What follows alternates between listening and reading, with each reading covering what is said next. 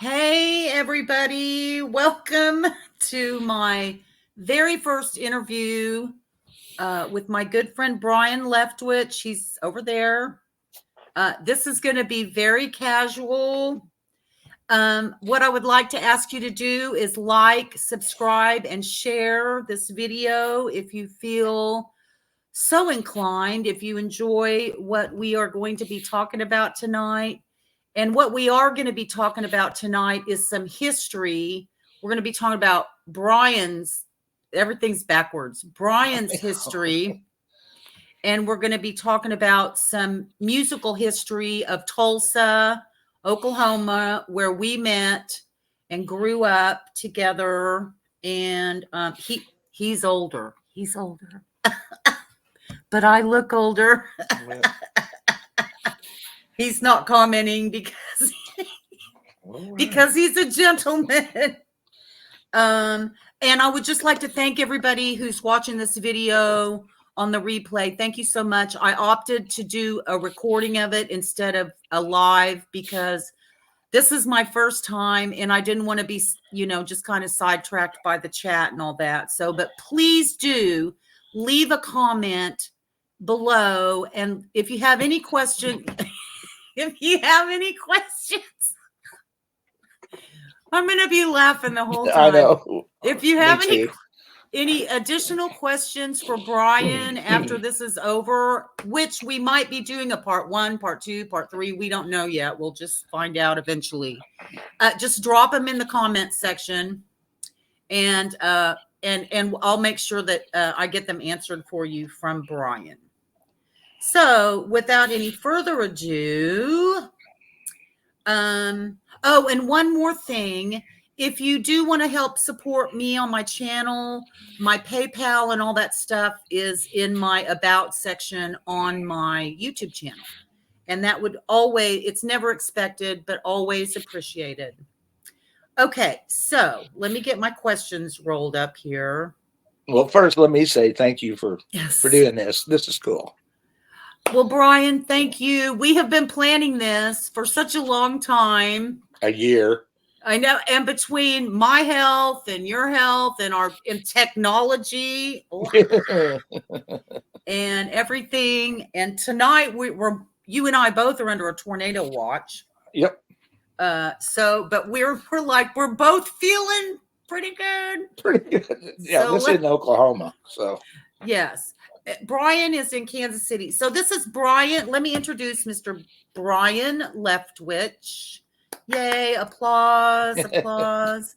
Welcome. And let's just get going by me asking you this first questions. I've got some questions here on my phone. Sure. Tell me about your upbringing, your mom, your dad, and your siblings. Okay. Well, I was born in California, in La Jolla, California, in 1956. My dad was a PGA golf pro, so he was pro at a club out there when I was born. And we moved back. All the family lived in Kansas City. He and mom were from here. We moved back here when I was a year old. So everybody thinks I'm up here, thinks I'm from Tulsa. No, I'm from here. I just ended up in Tulsa. Moved around. I didn't know you were born in California. That's amazing. Yeah, well, it's 1 foot in the ocean and 1 foot on the shore. Always will have. We started moving around in the 3rd grade a bunch, and that's really kind of when music started creeping into my life. Music was always there. The family was musical. Grandma played piano and organ and guitar, and my mom played upright bass and piano. My mother was a fantastic piano player, but she couldn't read a note of music, and she played in flats. All the black keys. All the black keys. That was her starting point, not the white keys. The black keys. So there was an old song you used to do with your knuckles. Yeah. Yeah. Well, no, I mean, she was doing all this Liberace stuff. Oh my gosh. Okay. Oh, it was crazy. And then you put her on an upright bass, and she was Crazy Oh, stuff. wow. So, like I said, music goes around, and then of course the Beatles thing happened. But I got really, I was 5 or 6. We were still living in Kansas City, and my parents took me to see the Stan Kenton Orchestra. The who? Stan Kenton. Stan Kenton. Yeah. Okay. Stan Kenton Orchestra. Big band from back in the day. And the drummer, who I believe at the time was Shelly Mann, saw me and a couple other kids. He said, "Oh, come on up here. Sit right behind me." I was hooked from that point on. I wanted to play drums, and Dad said, "Oh, I don't think so." Oh God. What, how old were you? 5 or 6. 5 or 6. Yeah. Stan Kenton Orchestra. Yeah. And So was that after the Beatles? What year were the Beatles? 63 or 64. Okay. I was So gonna a say couple of years later, okay. because like I said, that would have been 61 or 62 when I saw Kenton. Then, of course, the Beatles. Oh, wow, I wanted a guitar then. A couple of years later, my mother, I found one that my mother's was an old Silvertone archtop acoustic that was in my grandparents' basement. Everybody kind of forgot about it, I think. And I was digging, being nosy like a kid is, and ran across it and said, "Well, can I have it?" I said, "Sure. If you can learn to play it, then, that's a good place to start." Well, the strings are this high off the fretboard. And, well, still, I learned. I learned a few chords. And then I finally, I think is a Silvertone an electric, or did you say acoustic? It was acoustic. And what type of strings? Steel. Steel string. Okay. Yeah, it was an archtop, like a jazz kind of guitar. F-hole archtop, hollow body. Okay. So then we were living in, Jefferson City, Missouri. And I finally saved up enough money to buy my own guitar and amp. And once again, Grandpa worked at Sears, so we got the employee discount. And I went and bought a little Sears Silvertone guitar and a little amp. And that was my first electric guitar. And Dad made me pay for it. He said, "I'm not buying it for you." He says, "If you pay for it, you'll take better care of it because you'll have skin in the game at that point." And he was absolutely right. He was absolutely right. I think I might have played that guitar in my first band in Tulsa. No kidding. Yeah. Embarrassing as it was. Do you still have the guitar? No. It went away a long time ago. Okay. So like I said, we ended up moving around, and that was the one thing that I could take with me was a guitar, no matter where we went. Okay. How old were you when you got that guitar? When you bought that guitar? 12. Okay. So you were 12. Yeah. Okay. Yeah. I was 12, mowing lawns and stuff like that. Yes. It was like $100 for the two of them. It wasn't a whole lot of money, $120. So with time was a lot of money, but you were probably making $1 per yard. Yeah. 5 maybe. 5 maybe. Okay. So yeah, it took a while, but I saved it up, got the guitar, and then it was off to the races after that. Now, okay, hold on a second. Sure. I got my list of questions. I just want to make sure that we don't get too far ahead. Right. And y'all, again, this is casual, and because I want to get as much information from him as I can. Okay, so, okay, now I just forgot what I was going to ask. We were talking about the Silvertone. Yeah. Your mom and dad. Was your dad musical? A little bit. They could both sing. Okay. But they both sang harmony. Oh. So we're driving down the road. No, it's great. We're driving down the road, and I'm hearing the melody coming out of the radio, and I'm hearing the third over here and the fifth over here.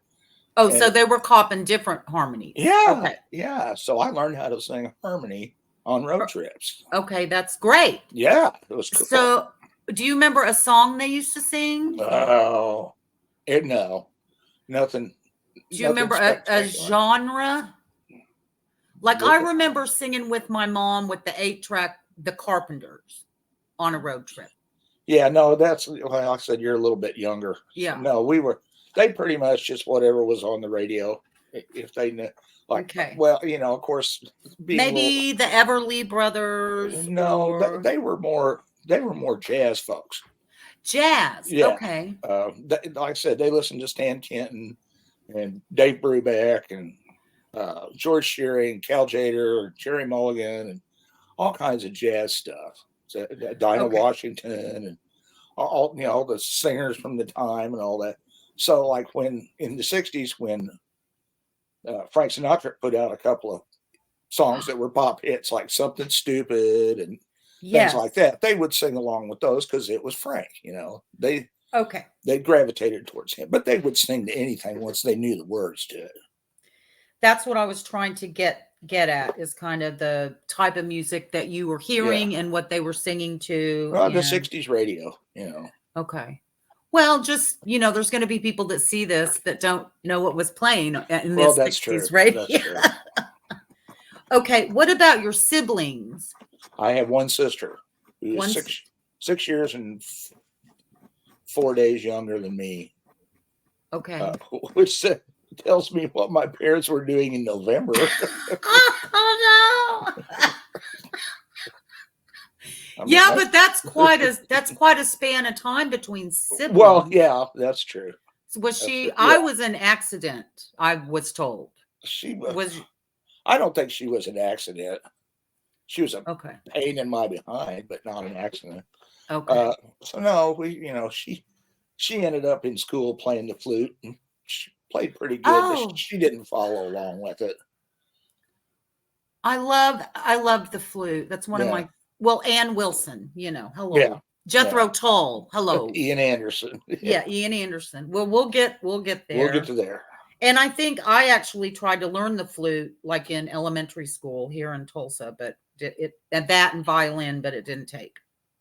Okay, so you have one sibling, and she played the flute, and okay. So, and so the next question was let me step to the side just a little bit for a second. Go for it. My mom's sister. Oh. Her husband was a music teacher. Oh. And he was a nationally known marching band guru. Wow. People all over the country call him, hey, how do I make this happen? Can you write me a routine? And so he did a lot of that. Well, my other aunt, the aunt was an English teacher. Okay. So they were both educators. Their 3 kids, the daughter, the oldest, is an English teacher. Oh, cool. Go figure. Yeah. The two boys, Jeff is now the head of the music department at the Tar Heels. Was that South Carolina? Guitar Heels. No, the Tar Heels. The Tar Heels. Yeah, football and all that.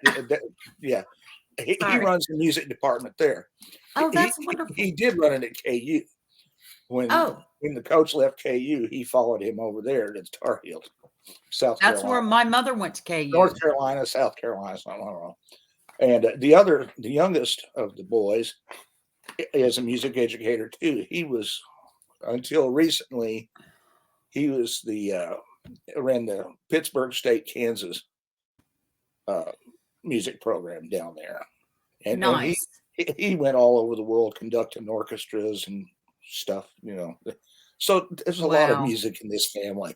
So, okay. All right. Back to where were we at? I forgot. So, no, this is the kind of stuff I wanted to know. So there is, you can have a random person that is just a musician that has nobody in their family that, is musical. And then all of a sudden but that's not the case with you.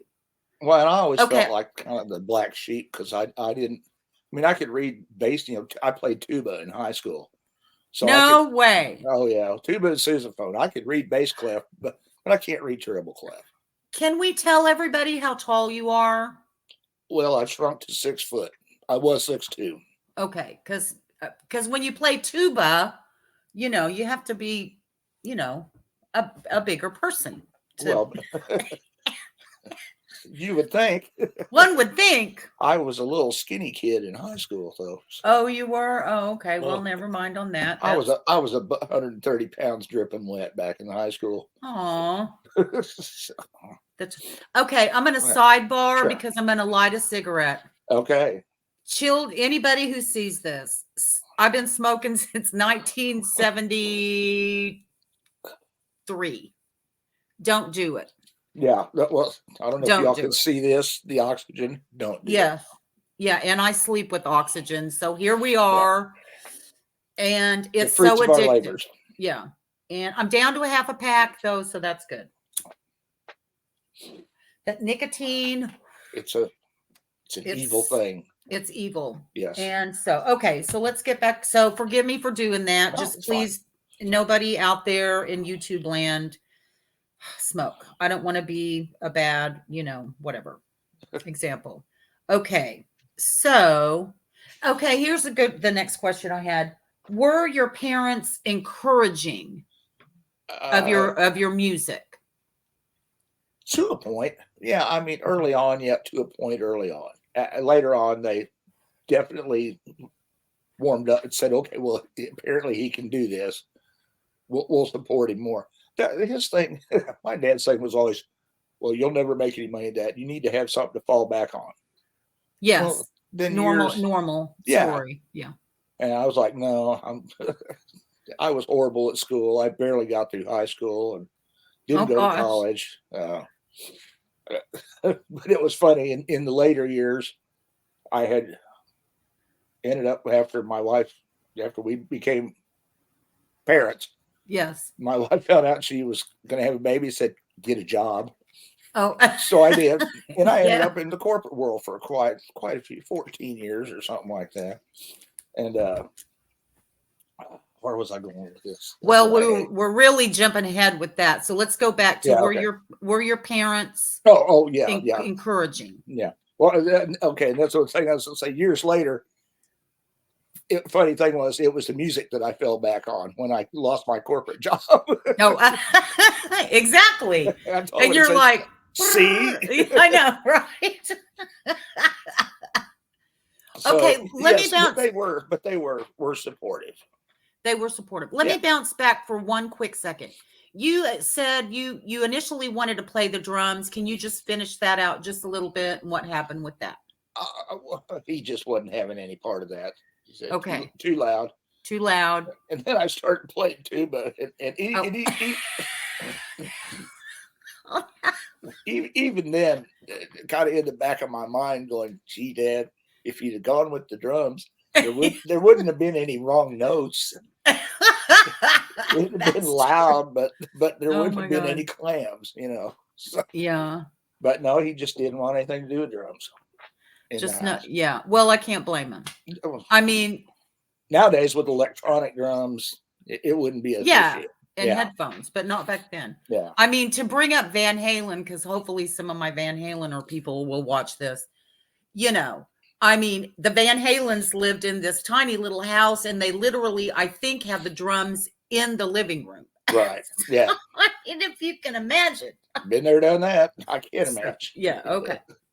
All right. So your parents were just like my mom said, you need a plan B if you're going to do music. So that's where waiting tables came in for me. Okay. Right. But okay. So, what is the first song you remember singing and or playing? Oh. If anybody's confused at this point, Brion plays guitar and sings. We really kind of never established. I did. I did sing. I can't sing anymore. Yeah, I'm with you. Yeah. Let me take another hit off my cigarette. And I play guitar and bass. I can go. I'm by instrumental. I can go either way. Okay, you're by. By, yes. And now you're running sound, but we'll get to that. Yeah, we'll get there. So yeah, there's. Once again, you're going to have to keep leading me through this. Okay, that's okay. What is the first song? Oh, the first song. Yeah. Gee whiskers. Gee Willikers. Yeah. I forget who used to say that. Like I remember playing the first song on piano was Chopsticks. Yeah, no, I didn't. Yeah, I didn't come to the piano till way later. I Okay, want to so if say the first song that I recall learning a part of was Wichita Lineman. okay, Glenn Campbell. Glenn Campbell, yeah. God rest his soul. What a Yeah. beautiful, beautiful Yeah, man. and a Yeah. great song. What Oh, a wonderful song. who wrote that song? Jimmy Webb.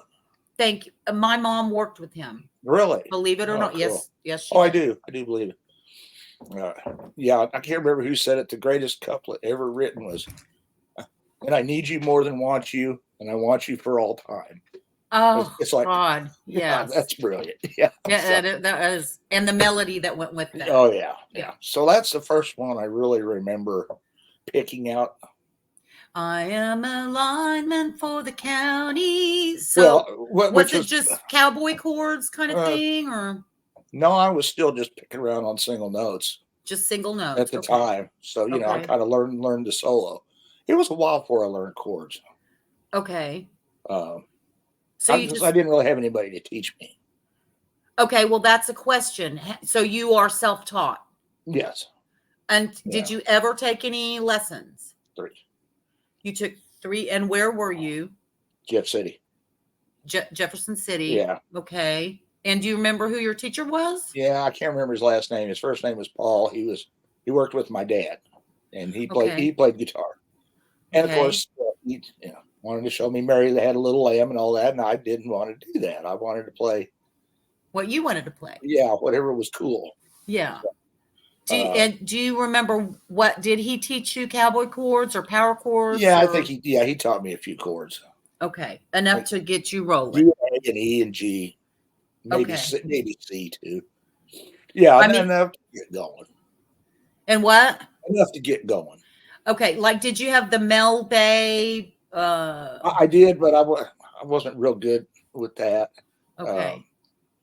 I'm really ADHD, and reading is hard for me. Okay. So no, it was a lot of hunt and peck. Okay. I mean, a lot of musicians are like dyslexic. I am a little bit, or ambidextrous, or our brains just kind of work a little bit different. They work different, yeah. Yeah. So okay. So hold on. So you kind of were self-taught. Sorry, my phone keeps like making this page go down. Oh. And Wichita Lineman. Do you remember any other songs after that you were? What year was that? Oh, this would have been 70. No, mid 60s. Mid 60s. 66, 67, something like that. God, oh yeah, there was all kinds of things. The Letter had come out, Build Me Up, Buttercup. Yes. All that era of pop music was what I was hearing on the radio. Yes. The Beatles were starting to creep into my life. What's your first Beatles song that you remember? Well, the first one I bought the first about Love Me Do. Okay. And She Loves You on the Swan label. I bought those. Love Me Do was on it. Love Me Do, and She Loves You is Please Please Me. She loves you, yeah. Oh, that one. Yeah, okay. Yeah. What's that one that goes, and she loves you? It's a slower song. I don't remember. And that was so bad. And I Love Her. Oh, and I Love Her. That's what I was saying. Yeah. Oh, yeah. Love that song. I think that might be a George song. But their first, if I'm remembering, somebody just said that their first release was I Want to Hold Your Hand, I think. Well, yeah. I think.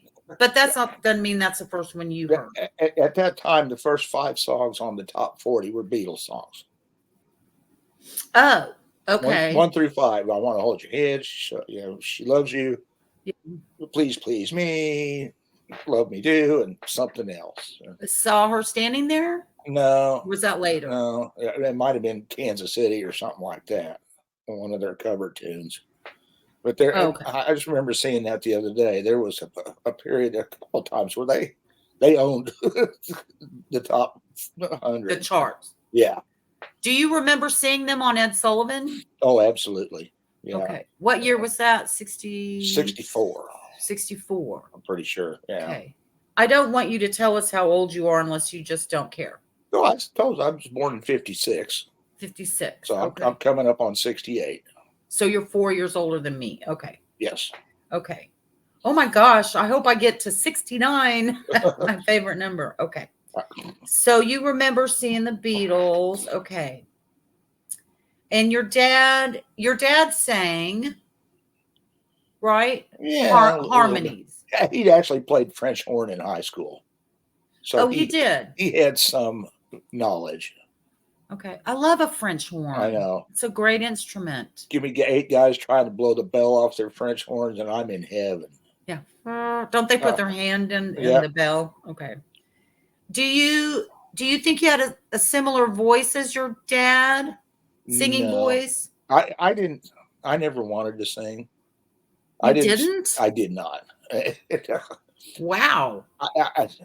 And he always told me, "Well, son, you need to learn to sing." Glenn Campbell's a hell of a guitar player, but he never got anywhere until he started singing. Okay. And I still didn't want to, but I'll jump ahead a little bit here. Okay. And I didn't want to sing, but I'd started messing with it a little bit. And this is the 71. Okay. The Leon years, you know. Leon Russell? And I've started learning piano. Well, I think the first thing I ever picked out on piano was Let It Be. When I was living in Wichita, you know. So I had Wait, you lived in Wichita? Wait, we've skipped time. Okay. Jeff City, we moved to Wichita. Okay, what year was that ish? What grade were you in? Last 7th and 8th, but not the whole year. Did either one. Okay. So, kid across the street or a block over had a set of drums. So he and I would get together and jam, you know. Okay. And we were playing stuff like Venus by Shocking Blue. Yeah. And I don't remember what else. Was it just the two of you? Yeah, just the two of us in his basement, and much to his father's dismay. Well, he got his father to let him get a set. Did you sit down on the set and never try and play him down there? Yeah. Okay. Yeah. Was that your first time to play drums? Or? No, in Jeff City, one of the people I knew had a drum set. Okay. And I started messing on his. And could you play? Yeah. Okay. Yeah. Because see, that's okay. That's a part of the. I remember Terry Brawley. Oh yeah. He let me sit on his drums once, and I could do the hi hat and snare, but when you added in the foot, I couldn't do the foot. Okay. So you had rhythm. You had rhythm. So we got, like I said, yeah. So there's Wichita, and then from Wichita we moved to Houston, Texas. Yeah. Oh my God. Hated it. Why were you moving around so much? My dad's work. Okay. He wasn't doing the club pro thing anymore. He got roped into one of the first pyramid marketing schemes in the world. Which was? Slim Jim. Not the snack, but an exercise machine. Oh my God. We did pretty good for a while. We really did. We did good for a while, but then the bottom fell out, all that shit and stuff. And, we can say shit now. We're good. We're good on cuss words. Bottom fell out of that. And that's when he's kind of like me, you know, and I think that's what he was thinking about the music thing. You know, he wanted to be nothing but a golfer all his life. And he was for a big part of it. But all of a sudden now here we're out of money and he's got to do something. So he went into insurance. Was he a good golfer? Yeah. He played the tour early on when I was young. You know, we'd take trips out to the West Coast in the summer times and stuff. I got to meet Arnold Palmer and all kinds of people like that back then. Arnold Palmer? Really? Yep. He's so famous. Yeah. He was my hero at the time, other than my dad. You win money, right? Playing tournaments, I guess. Yeah. Okay. Yeah. All right. Okay. So you're in Houston. Yeah, and there wasn't much. I didn't play much there. Just at home. Okay. But I was still way interested in music. That was at the time Hendrix and Joplin and all those people were still alive and playing there. So the So late 60s. yeah, Okay. 69 or so. Okay. So yeah, there's, you know, Do I you didn't go to the shows, but I knew who they were and I was paying attention. Okay. Yeah. Do you remember the first time you heard Hendrix or Well, it would have been down there probably. okay, what Uh, grade were you in down there? uh, Last half of eighth and the first half of ninth. Okay. Which back then for you younger kids, we used to go in junior high from 7, 8, 9 and then jump to high school from 10, 10, 11, and 11, 12. 12 grade. Yeah, I right. think it's different now. Y'all have Yeah. some middle school thing that I don't know about. Up here, it's 6, 7, and 8 are together, and 9 Oh. through 12 are together. Oh, wow. Well, them little ninth graders, they're screwed. Oh. Yeah. It's a mess. Yeah. Being a sophomore was bad enough, you know. Yeah. Okay, so you were like 8th and 9th grade in Houston. Not a lot of music down there. Yeah. See, and that was the thing with moving so much. I just start to make friends, and off And we then go. oh that's So that's tough. when I got to Tulsa, and I've hung on to those friends I made down there for all these Okay, years. what year did you get to Tulsa? 70. That's about when I got here. I think No. 69 or yeah. I came in the 69. second half of ninth grade. Okay. Okay, I came in fifth and sixth grade is where I started school here. Yeah. Actually met Coons, which we'll get to him We'll get there. because he lived in our neighborhood. I met him. Oh, so you went to Hale and all that? No. He lived Oh. over on in the neighborhood near Memorial. Oh, I didn't know And that. we went to Stevenson. Ah. And then they moved To 21st place in Yale. correct. Or between Yale and Sheridan. Yeah. Yes. So we'll get to him We'll get in there. a while. Okay, so let me get back to my list. So now you're in Tulsa. Ladies and gentlemen, we're both ADHD. This is going to go all over the place. I promise you. And that's fine because it's casual. Don't try and keep notes. I'm sorry, everybody. This is my first time. What is this song question? What was your singing technique that you utilized?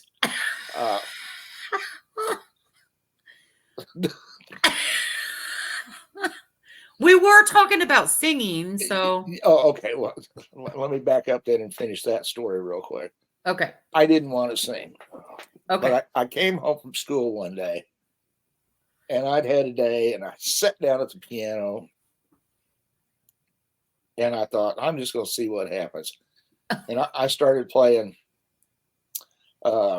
Leave On by Elton John.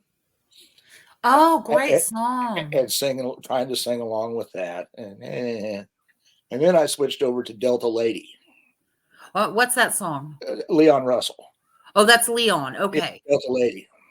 And about halfway through it, I hear this uncontrolled giggling. Oh, no. And I'm like, what the hell is that? Oh, no. It was my mother. Okay. Laughing her butt off. Oh, Mom. Well, I know, and she was laughing because she never heard me do anything like that before, ever, and she was surprised and happy. Okay, but it was a good one. It embarrassed the crap out of me, and I didn't do it again for years. Oh no! Oh no, I would not sing after that. I was so embarrassed. Yeah. And she didn't come in and try and help you? Oh yeah, no, she came in and said, well, finally, she wasn't trying to put me down, but that's how I took it. That's how you took it. Yeah. Okay. No matter what she said. So anyway, that's so a drag. my singing style is, and I've said this for years, for the longest time, it was controlled yelling. Okay. Because trying to hear myself over the band. Yes. There was no singing involved when I had floor monitors and stuff. It was just trying to hear myself. I So, disagree because I always loved your voice. well, thank Always. you, but I couldn't hear it, and then I was shagged out at the end. Once I got in ear monitors, You were fine. the world blossomed. All of Yeah. a sudden, I could sing. I didn't have to yell. I could just sing. Let the Yeah. sound man get the volume right. So, Okay, so okay. what happened then? When's the next time you did sing? Do you remember? Yeah, yeah. A couple of backup parts in a band in Tulsa called Anatar. It was me and Stan Ah, and Rex Gaither and Don Mundy. You remember Don? Dawn. God rest Yeah. his soul. God rest his soul. Stan Lindley. Stan, yeah, Rex Gaither. Originally, it was Rex Gaither, Steve Gaither, his brother, and Bill Exendine on bass, and me and Stan. And then we fired Bill and Steve and hired Don. And still don't remember Dawn why. played bass. Don played bass very well. Stan played drums. Yes, the Wild Man. He was left-handed. He was. He's crippled. We're sorry. Well, we'll get to that. We love you, Stan. He's a brave, courageous soul. Yes, he is. And Rex, I don't think I knew Rex. Yeah, you might have met him somewhere along the line in the later years. But this was about what year? Anatar. 75 Anotar. Anotar. Does that have a meaning? They said it did at the time, but it wasn't what they thought it meant. They thought it was. You ever see the little flying ship that Roger Dean drew on the back cover of Fragile? Oh, yes, Fragile album. They thought that was called the Anatar. Well, okay. Well, it wasn't. Okay. So I'll send you pictures so you'll know what I'm talking about. All right. So I've looked it up on years and I can't find any reference to it at all. So should I Google? I'm going to Google Anatar while you're talking. I don't think you won't see that. I'm just curious what the heck. Anyway, that was to write down. At first, I did a couple of background vocals. Do you remember the songs or the song? The main one I remember was an original called "Warrior of the Sun." Okay. And but then and we'd hired. There was a singer named Dick Hoops. Dick who? Oops. Oops. Hoopes. Oops. He had been singing with Wilderness. Okay. Which is David Thayer, John Glazer, and Greg Reeves, and Ron Morgan. But he'd been singing with them, and John Glazer, keyboard player. Yeah, keyboard. David Thayer on guitar, Ron Morgan on bass, and Greg Reeves, R.I.P. on drums. Somehow he came and sang with us, and we had him for a while. We played at Whiskers. And tell everybody what Whiskers is. Whiskers was one of 2 bars in Tulsa that if you played in a rock band, that's where you wanted to play. Biggest dive in the planet. But it was awesome. That was the place, yes. So I always say that we had Whiskers in Tulsa and they had the whiskey in LA. Yes, yeah. Okay, go ahead. So have we skipped anything? Anyway, Dick, we had booked like to do 11 sets over a whole weekend at a van show at the IPE building at the fairgrounds. There was a big van show that came through, and we had over the course of 2.5 days, we had 11 sets booked. 2 weeks before, like a van that you drive. Yeah, Okay, a van show.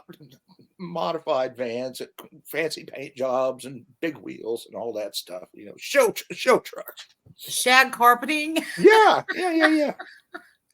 So, 2 weeks before that was supposed to happen, Dick came to the band. He says, "My father owns a sawmill in Durango, Colorado. Yeah, and he's sick. I need to go be with my family and take over the business." So, Aw. okay, Dick, sorry, dude, go do what you got to do.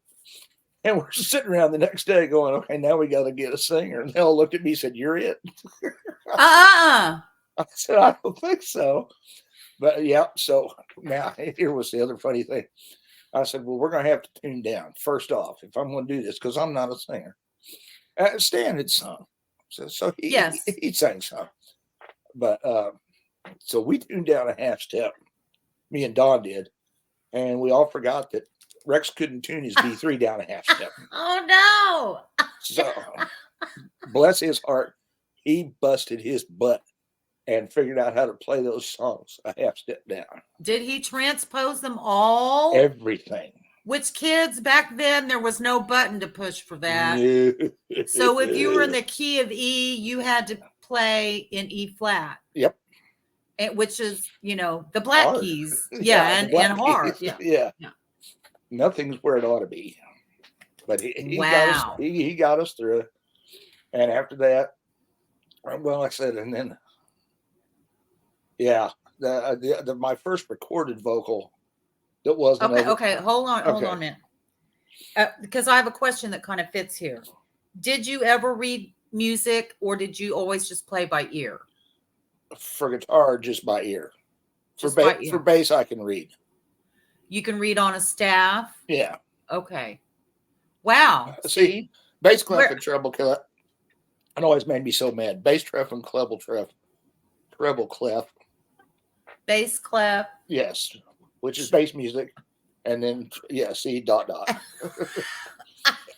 I can't get my hand to turn there. I can't either. Treble clef. Yeah. Anyway.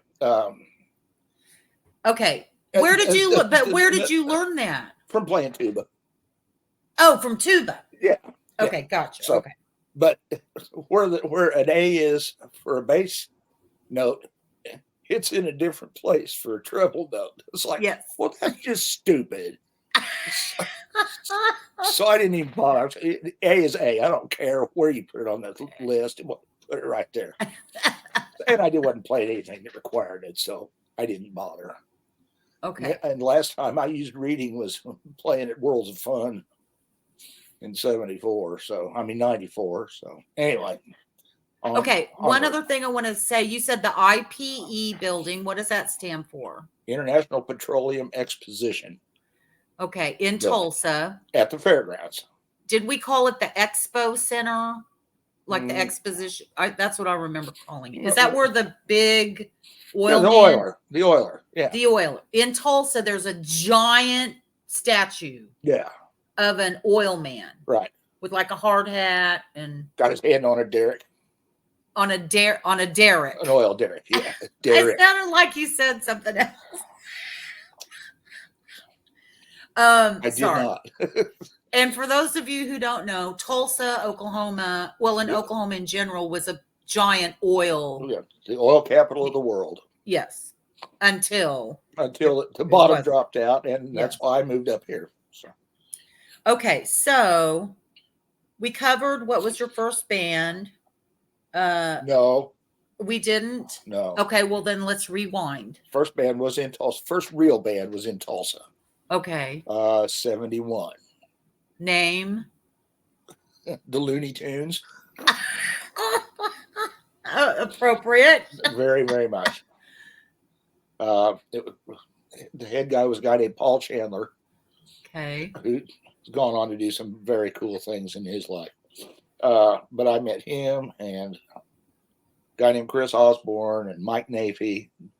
Chris was a drummer and a bass player and a guitar player, but mainly a drummer and a bass player. Mike Nafee was a great drummer.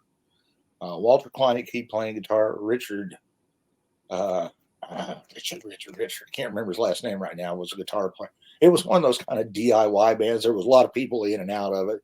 Yeah. Whoever was available showed up. Yeah. Where did you rehearse with them? Sorry. First gig I ever played for money was just off of Lewis and 44. Lewis and 44, okay. At a place called Sunnyside. Okay. It was a facility for special needs kids.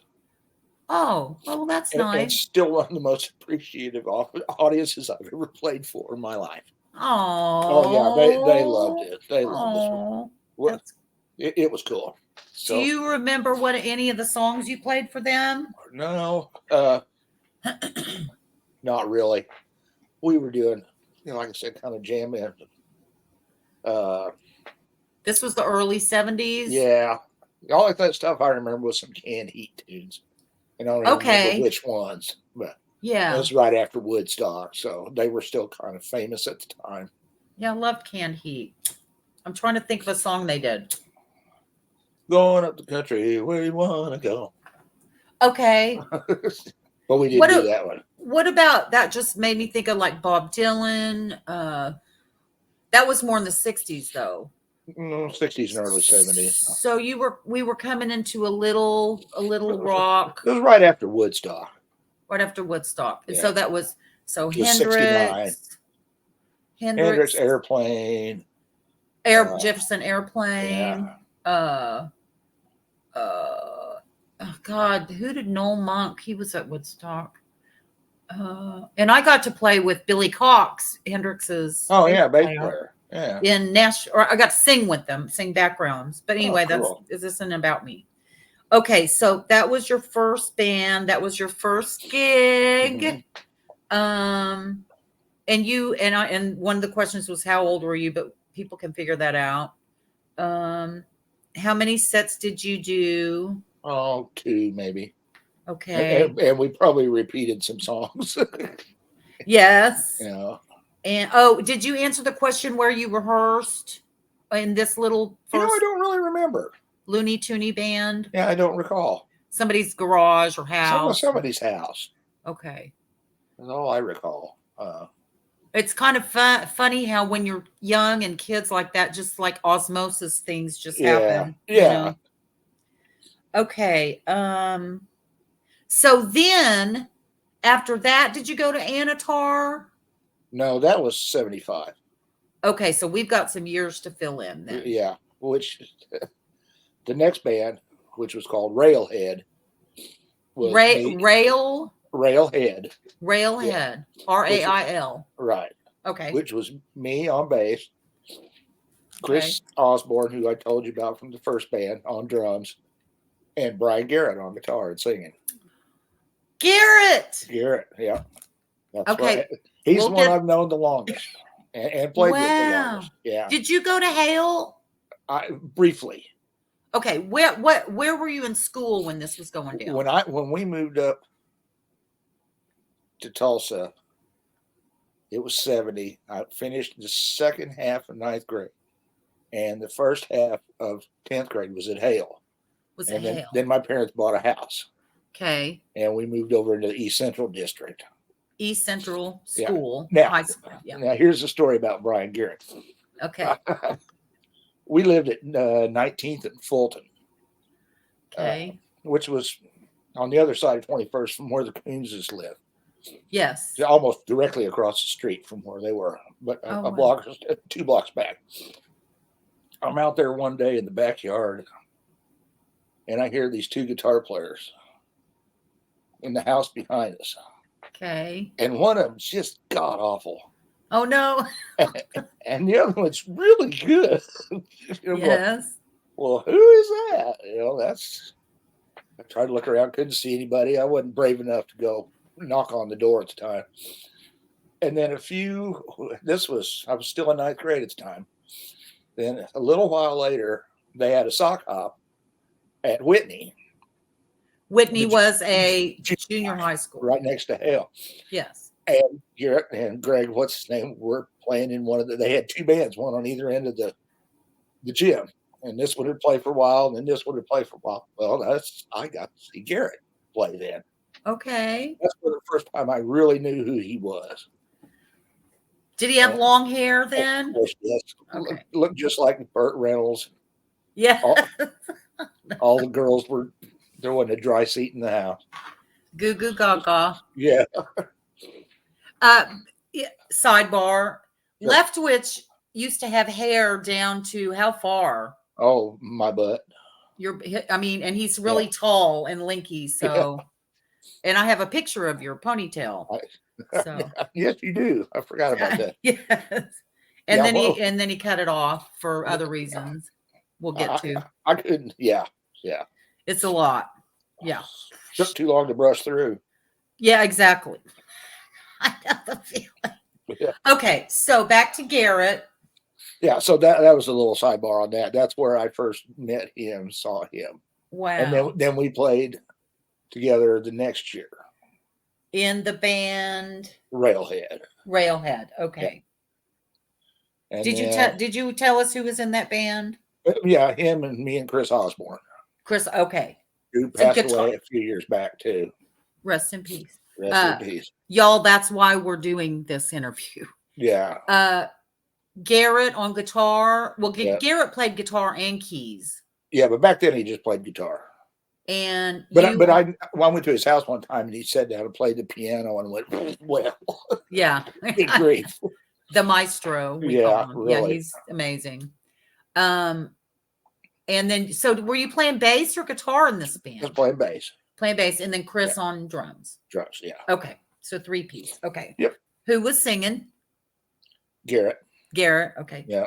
Garrett had kind of a more falsetto voice that I recall. Yeah, but a very strong one. Yes, very strong. Yeah. Yes. Okay.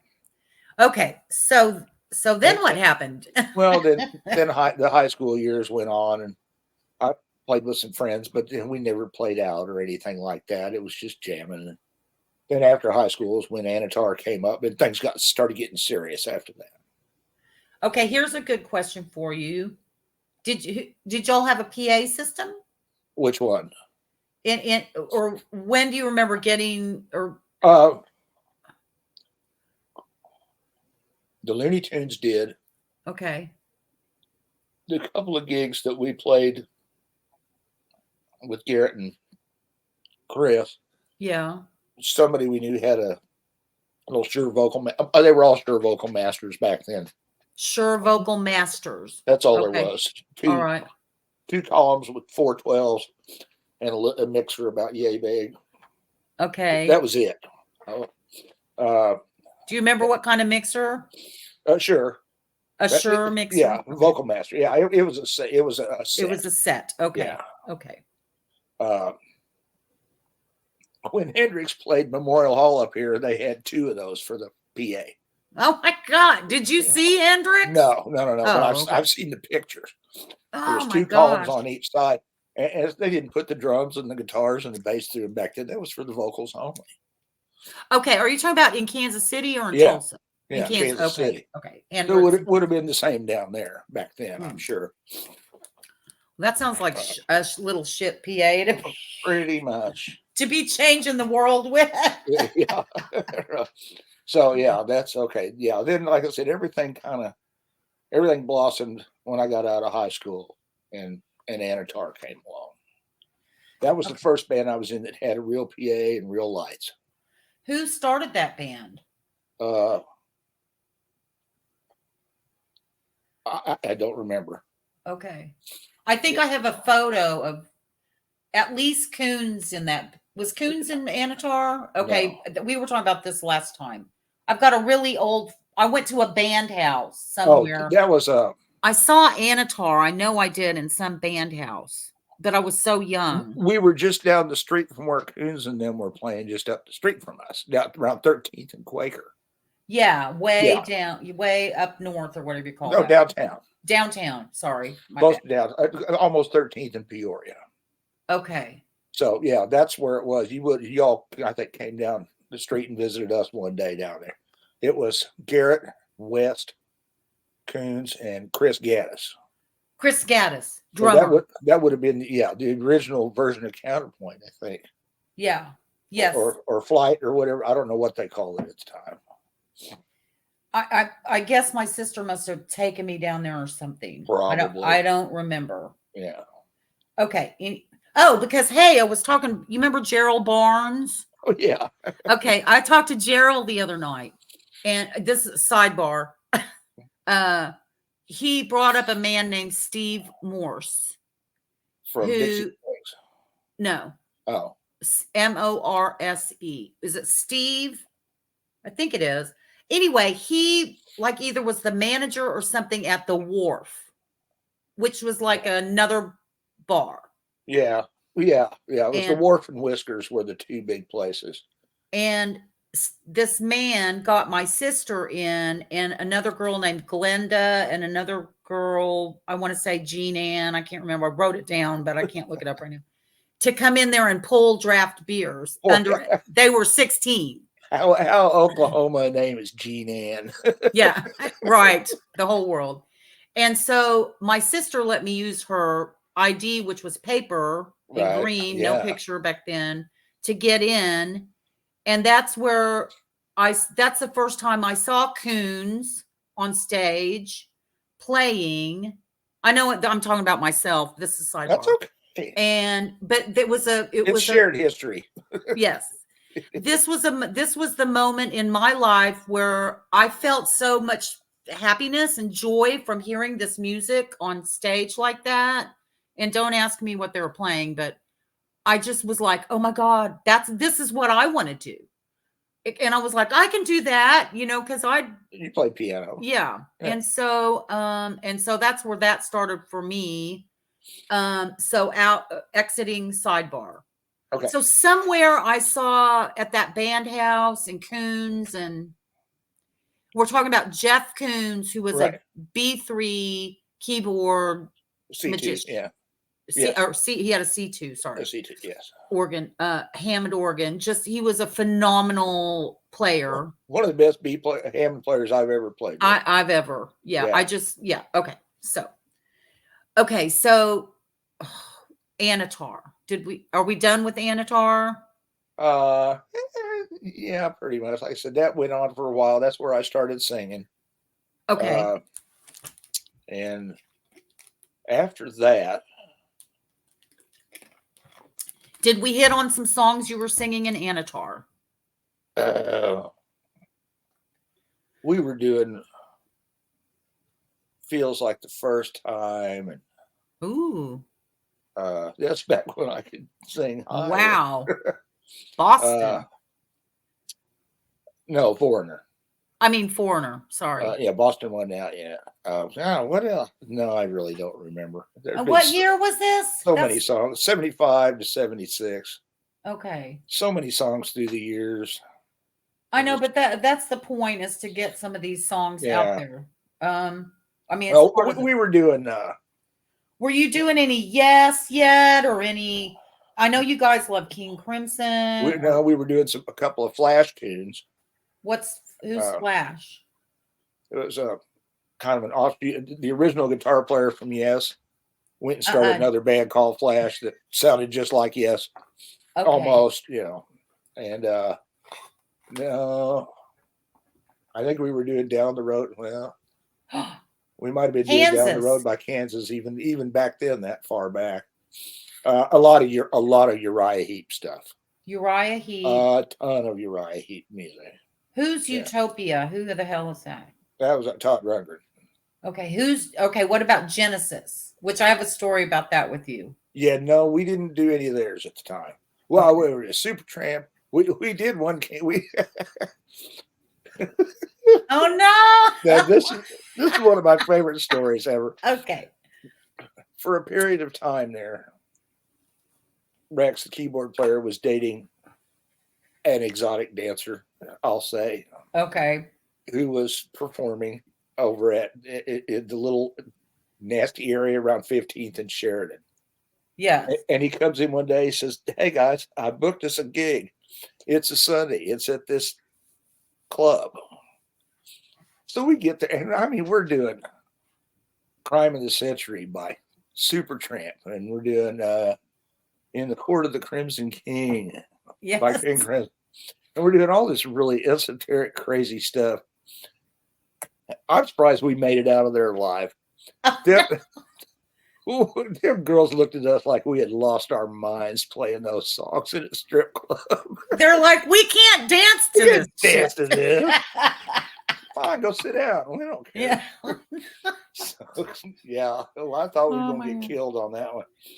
That's funny. I didn't expect us to make tips playing stuff like that.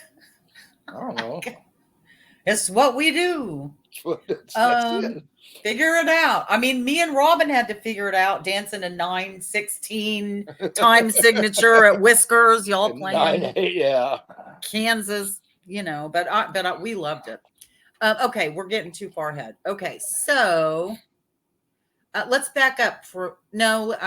This might come later, but let me go ahead and ask it just in case. Okay. When's the first time you made a recording With Anatar? with Anatar? Okay, can you tell us a little bit about that and the equipment? A professional recording. Yes, we had done 2 cassettes or 8-track, 8-track cartridges for demos and stuff. You recorded onto an 8-track? Sure. Tell me about that. Nothing, same as everything else. So there was I only started recording on, what is it, 1/2 inch or 2 inch or whatever. Oh, yeah, no. So how do you record onto an 8-track? Same way as anything else. But just, live, you got to do it live. There's no multi-tracking going on. Oh, you have to do it live. Yeah, just like that. And we did some cassette recording too, Okay. So it was just straight to 8-track. Straight to the 8-track. Okay. Yeah. That's so cool. That's how old we are. For all the kiddies. But anyway, the first professional recording Anatar did, and we did a couple of original songs. Do you remember what the songs were? Yes, one I do and one I'm ashamed to say. Just say it. Can't be any worse than what we've already heard. The first one was written by Rex, and it was called "Warrior of the Sun." Okay. And it was very Uriah Heepish. Okay. And the other song was written by Stan, and it was called Skyhooker. Oh, no. What does that mean? Skyhooker. Just what you think it says. Okay. So, yeah. I have copies of both of those. You do? I put Warrior of the Sun out on the web. Skyhooker will never see the light of day. Well, I have to hear it because you've got to send it to me. Maybe. I'll swear on my mother's grave never to share it with anybody. Musically, I like it better than the other one, but them lyrics are just so dumb. What are some of the lyrics? Can you tell us? Saying. Okay. Obviously, it's sexual in nature. It's horrible. Yeah. Okay. Go, Stan. Hang on just a second. Be right back. Yeah, take your time. Yeah, if you need to take a break, take a drink of water. I know this is a lot of talking. I'm good. Okay. I don't blow my nose. Understood. Okay. So, let's see. What else was there? So, yes, we recorded on... Let's tell the kiddies not the kiddies, which most people know. An 8-track was about the size of a... Oh, my God. Well, if the cassette's this big, a little bigger than your phone. Yeah, an 8-track's probably that big. About that thick. Yeah, and it was thick, and I guess it had a loop tape. Oh yeah, that's right. It looped. Yeah. Okay. Was it one tape in like a cassette has 2 rolls? Yeah. You know how? Well, this had 2 rolls, but they had some way of making it go in and out of each other. And oh, it had 2 rolls. Okay. Yeah. I remember I probably cracked one open. Two reels. Reels. Yeah, that's what I meant. And, rolls. Reels. Yeah. Sorry. Okay. And so you recorded that and your 2 great songs, Skyhooker. No. Those 2 songs were professionally recorded in a studio. Oh, okay. Back up. Tell us about that experience. We went to our singer at the time had a friend who liked the band and decided to invest a little money in us recording. Okay. So we went into Charity Studios, which was out at not quite Admiral and Lynn Lane or County Line. Wow, that's out in the country back then. Old beat up house. Had an old 8-track Ampex machine, a real studio machine. Like a reel-to-reel? Yeah. Okay. 1-inch tape. 1-inch tape. Yeah. Okay. An Ampex 8-track. Okay. And so we recorded those 2 there. Do you remember the board or anything? It was a Tascam board. It's a Tascam. Do you One remember of how the- many tracks? Just 8. 8 tracks. Okay. And do you remember, did you record it live or separately? We did the rhythm tracks live, Okay. and then overdubbed the guitar solos and synth solo and the vocals. So the rhythm would have been drums, bass, and rhythm guitar. And, Okay. and organ. And hand. Oh, and a organ. Yeah. Okay. And do you remember the layout? Like were there, what do you call them? Baffle. What is it? Gobos. Gobos. Is that the thing that muffles in between? Go-betweens. Yeah. Okay. Yeah. Baffles. Yeah. Baffles. Yes. Yeah. That was all there. Okay. Yeah. Was there any separate booths? Like Not for singing really. or? No, they had just pretty much started this studio out there. We were one of the first ones in. Another band they'd had out there right before us was Cedric.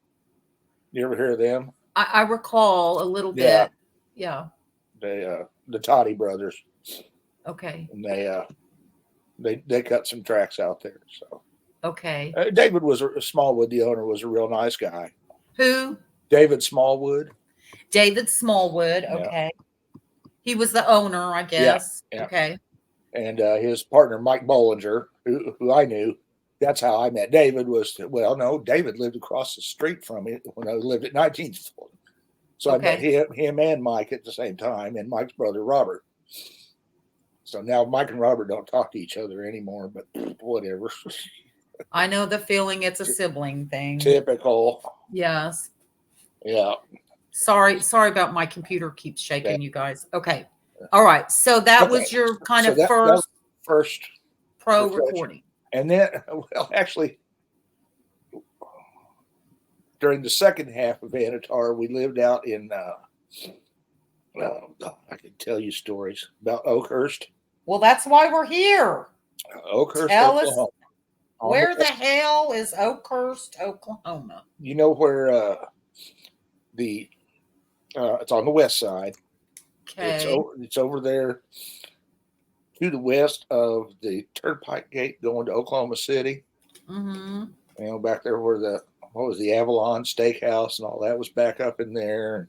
Yeah, you probably never went there. That was Gun City. Yeah, no.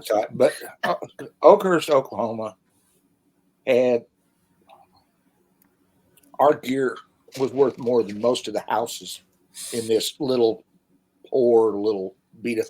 We had rented the former grocery store / post office.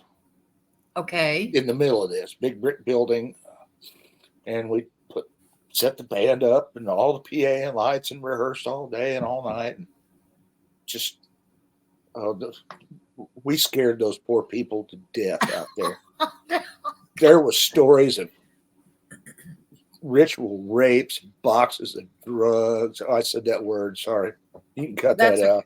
No, I can't cut anything out. Not gonna happen. It was ridiculous. So were y'all smoking weed at this point? Of course. How long had you been smoking weed? Do you remember? Oh, I started in high school. I started at 12. So I was like 14. Okay. Were you drinking? Everybody was a little bit.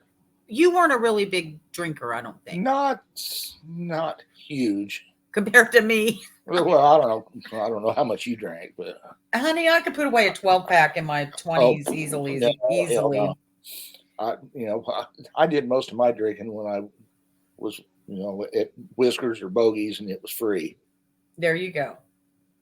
Okay, so you're in Oakhurst. There's rumors flying that there's satanic rituals happening at the band house. Hold on a minute. Yeah. What was I going to say about that? I'm hearing a noise outside. Let me just double check it to make sure it's not a tornado siren. Okay. I don't think it is. Just hold on 1 second. Go check. Just leave me hanging. Okay. Oh my God. What was I saying? Sorry for the delay, everybody. And I hope that chair didn't just bang into the microphone. Squeak. It's just the very loud air conditioning unit across Ah, the way. ah. Okay. All right. Continue So on. we were talking about recording, and it We were seemed at, like yeah. Why did there you go to Oakhurst? it's all we could afford. Oh, so you rented it. Did you record out there? Is that how Just we go? just a cassette. Just cassette. Once Okay. again, yeah, that was just back to cassettes. Okay. I don't remember why I was going out there to Chokehurst. So You said I have the stories I could tell you. well, yeah, But maybe that was the story. no, there was something that had to do with recording or something like that, but I don't recall what it was. All of a sudden, never mind. Okay, well let me just kind of go back to the questions. I asked when Sure. is the first time you made a recording. Right. Was the studio fun? Did you do live takes or overdubs? We covered that. Tape machines? Yeah. What was the process? Which I want to recover this when we get to counterpoint, but Yes. we'll get there. Okay, so what year are we at about right now? 76. Okay. Well, we got to be getting close to counterpoint. Yes. Yeah. Okay, well, Anatar busted up. Stan moved to Texas. He did? Yes, he did. He moved to Okay. Texas and started playing drums with a guy named Lee Pickens, who was a guitar player for Blood Rock. Okay. Remember DOA? I remember. Oh, well, yes.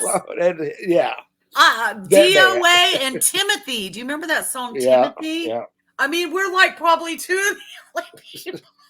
Sable and Pearl and just okay, Blood Rock. Yeah. So anyway, and that didn't last a whole awful lot. DOA had like sirens. Oh yeah. And it was about dead on arrival, and it was about like a car accident or something. Yeah. Or a plane crash or something. You'll have to go Google it, or go YouTube it, people, if it's up there. Oh, they played the daylights out of it. And Timothy was about cannibalism. Right. So, okay. All right. Anyway, we're talking about. Okay, so that didn't last a whole long time. Maybe 8 months tops. What did? That deal for Stan. Oh, Stan went to Texas. Yeah. Okay. And I was just kind of wandering around, not knowing much of nothing at the time.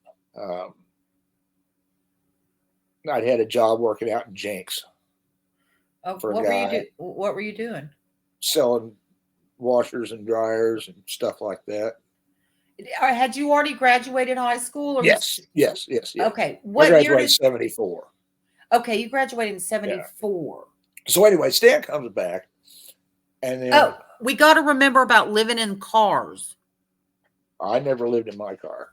Somebody told me people like Burdick and people were living in their cars at some point back at the band houses. Oh, in Anatar, there was a period where in that little house at 13th and Quaker. Yes. When I moved in, Stan gave up his spot in the room he'd been sleeping in, but it was summertime. Yeah. And he just pulled his van up by the front porch and ran a couple electric cords out and had him a fan and a TV out there. And yeah. Okay. It was classic. Okay. Classic Stan. Yeah. So anyway, Stan gets back and then he says, well, I've got this offer to go. You know, he and I talked about putting something together, and he says, well, I've got this offer to go audition for this band called Counterpoints. And I knew who they were because I had another short band with Chris Osborne called, what was that? Well, we played one of the Hale Battle of the Bands. Which was a big deal. And Counterpoint just crushed everybody because everybody knew them, you know. Yeah. Galaxy was the name of the band with Chris and Jackie. And Hale again was a high school, and a lot of these guys went there who were in the band Counterpoint, and they had a battle of the bands and every year, and it was a big dealio. Yeah. Okay. Yeah. Okay. Circus won it a couple of times, and once again, hail guys. Who was So in Circus? I keep uh, interrupting you. Sorry. Randy Coons, Jeff's brother, big brother, Jeff Brumley, Jeff uh, Brumley, Pat, and Pat Savage. no No, Bones, Bones, the Bones twins, the Bones twins. Yes. Pat and Mike, and Pat and Mike. a series of bass players, lots of different bass players through Okay. the years. We'll discuss them when we're talking about Counterpoint. Okay. They were the thing I wanted to not be. Anyway, And let's tell everybody what the word counterpoint means in music. two or more melodies combined to make the perfect harmony. Well, they kind of play opposite of each other. But they make a harmony. Yes, they do. Yeah. But it's like they're opposites. It's beautiful. Anyway, look it up. Well, Look it up, cool. kids. Okay. Listen to Bach. Exactly. Yeah. Okay. So, I was kind of bummed because I was hoping to do something with Stan. He went and got this gig with this Counterpoint band. At that point, I was like, whatever. So, okay. So Chris Gaddis was the original drummer of Counterpoint. And he was out. He quit. I thought you and Stan came in together. No, You're getting to that. Stan came in and was there for a while, and he kept. I don't remember whether he said something to me first or something. I think he said something to them that says, "We need something else. We need another person. All this music we're doing, we need," because they were doing same kind of stuff, the Cable Exodus and the Kansas tunes and all that stuff. Let's back up for a minute. So the original Counterpoint was Garrett, Coons, West, and Gaddis. So there was only four. Only four of them. Hold on, I'm going in my brain. 1, 2, 3, 4. Wait a minute. Okay, yeah, because was there only 5 of you? Yeah. Okay. When I came in. When you came. Okay, Yeah. So Coons was on the keyboards. Right. Garrett was on guitar and keys by that point. Just guitar at that point. Just guitar. Yeah. And Gaddis was a drummer who quit, and then Stan came in. And Jeff West, let's sidebar here for just a minute. The reason we're saying everybody's last names is because Jeff West played bass, and him and Garrett grew up together. Yes. And Garrett taught him to play bass, and West has told me that story. Yeah. And West just adores Garrett. But anyway, we had Jeff Coons and Jeff West. So there's 2 Jeffs.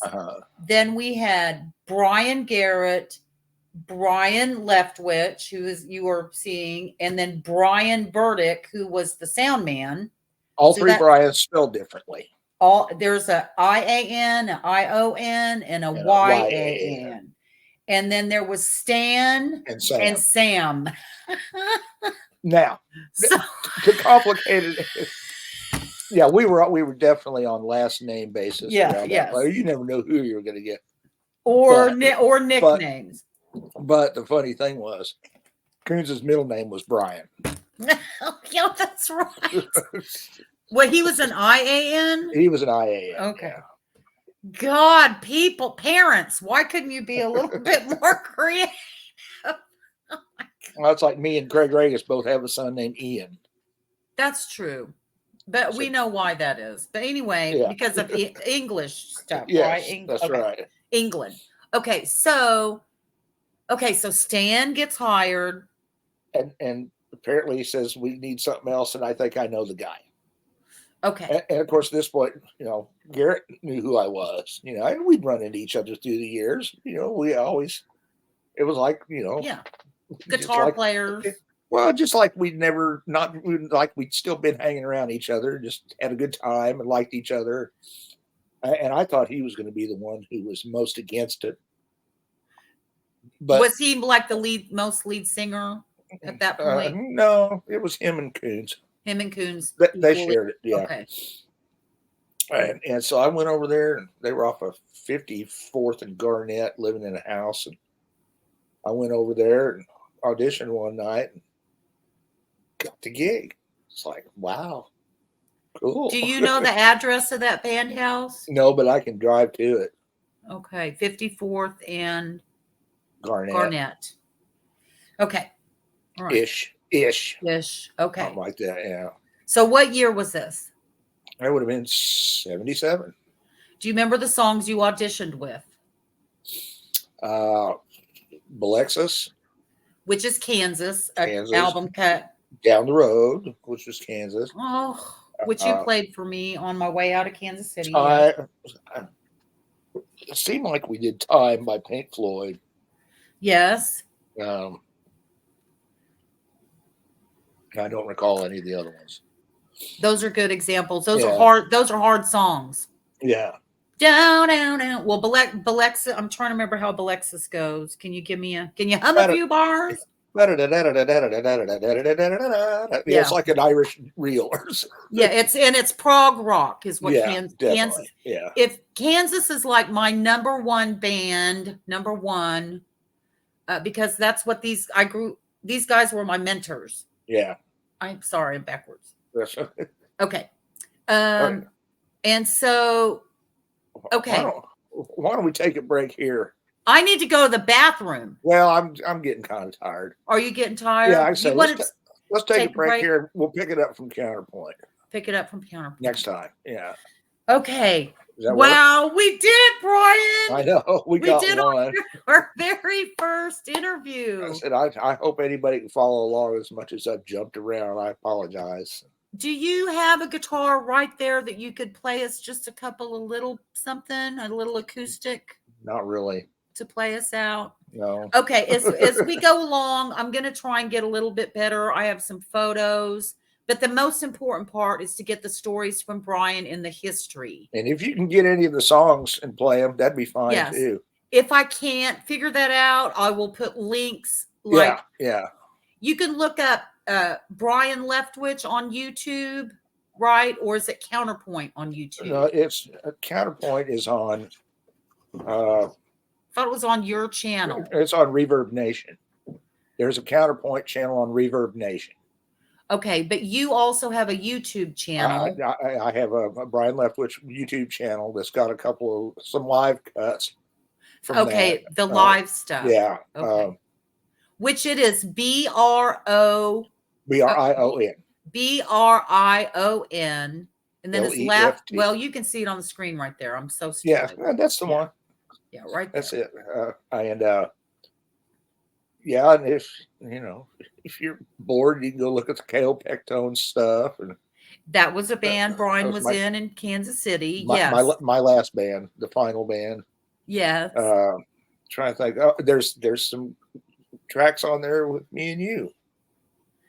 Oh, from the Faith in the Storm show. Oh gosh, I forgot about that. Yes, the time I couldn't sing. Oh, well, you did just dandy, girl. Well, and I think Craig was filming, and he didn't even get Stan in the picture. No, he couldn't. But anyway, you guys, Brian, thank you so much for doing this. I know it's hard. It's hard for you to speak and stuff, but I'm so glad we're going to get these stories down, and then at some point we're going to get to a lot of Tulsa history after we get through Brian's career. Yeah. And it may take some part 1 and 2 and 3 and 4, and we don't care as long as you are willing to do this, then I am. Now that I can. Yes. Now they got everything set up, and all these guys are going to want to see all your guitars and everything at some point. So we'll have to have a show. That's down the road. I'm still trying to get this space put together. Okay. Well, thank you so much. Everything's a mess. Well, thank you, dear. I appreciate it. Good to see you. Honey, if you could see what's out here, this is all pretense, right? Yeah, I hear you. But I love you dearly, Brian. Thank you so much. And I wish you all the best, and we'll reconvene. Thank you to all the viewers who tuned in to watch this. And again, if you want to help this channel, just go into my About thing on my YouTube channel, and on my PayPal and stuff is up there. So anyway, love you guys. Keep rocking, everybody. Love you, Brian. Bye-bye. Bye. Now I got to figure out how to like stop the. Hold on, I got to figure it. End the recording. Here I go. Bye. Bye.